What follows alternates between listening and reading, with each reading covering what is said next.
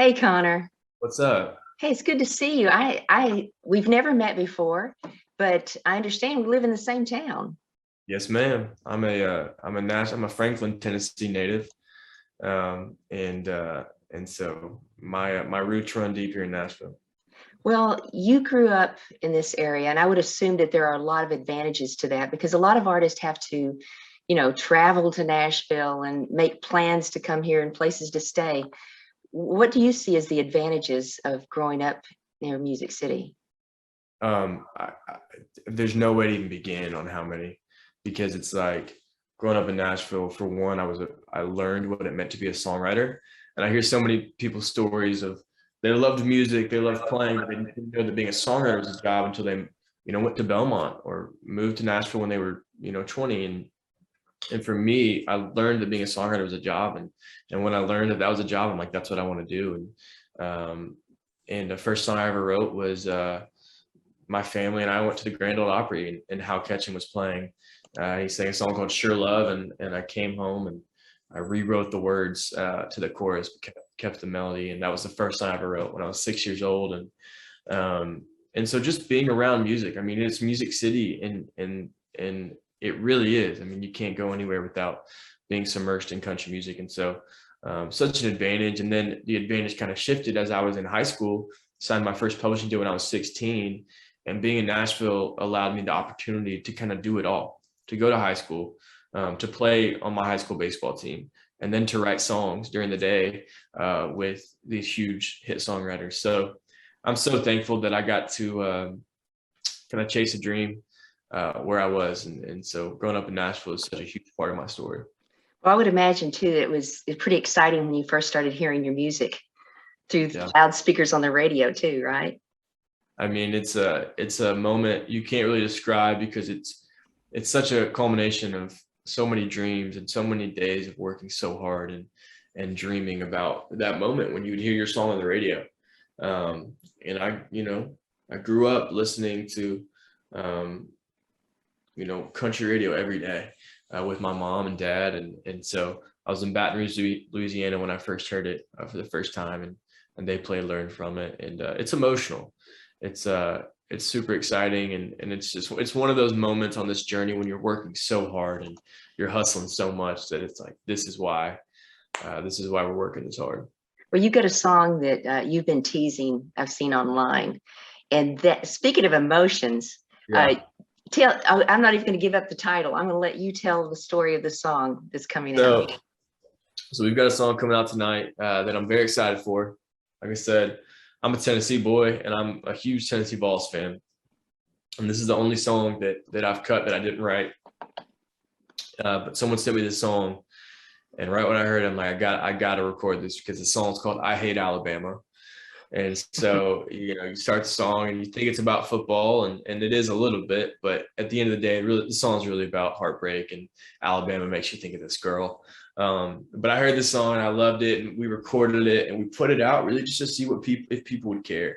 Because it's a divisive song, and people, you're going to love it or hate it. But what I love is that whether love it or hate it, you feel something from the song. And so when we put it out, people freaked out. And so watching people's reaction, I was like, yep, we have to put this out. And so, cheers to Big Machine and my label and Scott Borchetta for really getting behind it. Because from the day we put the song out to see how people reacted to when it's coming out was 8 days, which is wild and unheard of. So super thankful that we're getting it out, and that people are going to get to play it at their tailgates over the next football season. I think too, even a good old Alabama fan can appreciate what this song is truly about if you get right Yeah, down to it.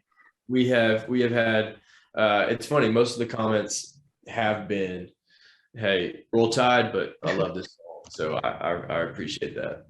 Well, this isn't the only new song that you have. You've been recording, so how are we gonna? I know you've been also playing new music out, uh, Yeah. doing shows with Sam Hunt. I know you've been out on the road with Thomas Rhett.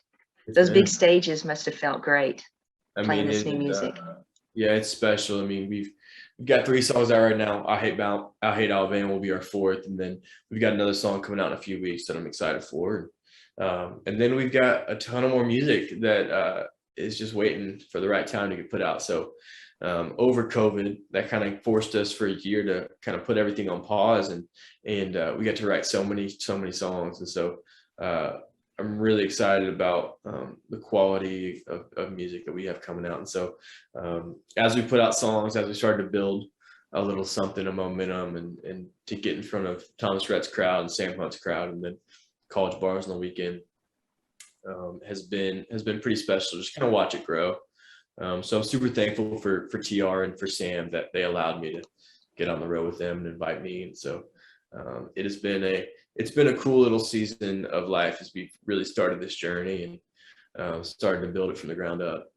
Well, that's great to see you go from standing in the audience to standing on stage and performing your music. It's true. I mean, I said this at the Thomas Rhett shows, but I've bought a ticket to every single Thomas Rhett headlining show. Wow. And so then to be opening up for him at a Send Amphitheater in Nashville, I took a girl on a date when I was 16 to a Thomas Rhett show, and it was the worst date ever. It was awful. I think we broke up right after, but either way, I was the kid in the lawn trying to get a girl to kiss him by the end of the night. And so then to be on stage opening up, it was you can't make it up. What a great story. And I bet being a songwriter, you got that was song fodder. I bet you got a song out of it. Yeah, I always did. The best part of heartbreak is that you got a song out of it. Well, I wish you the best of luck. Great things are happening for you, and you're such a talent. Thank you. This is, of course, our first conversation. I look forward to talking to you a lot more. But before we close, I have to ask you one thing. I noticed in your bio that your mother is a Nashville entertainment reporter and NBC affiliate. That's part of my resume. So I'm curious as to who she is. Jennifer Vickery Smith. Oh my goodness, yes. Yeah. So she worked at NBC for a while and then now does freelance and whatever. But she had a show called Nashville Music and More when I was 6 or 7.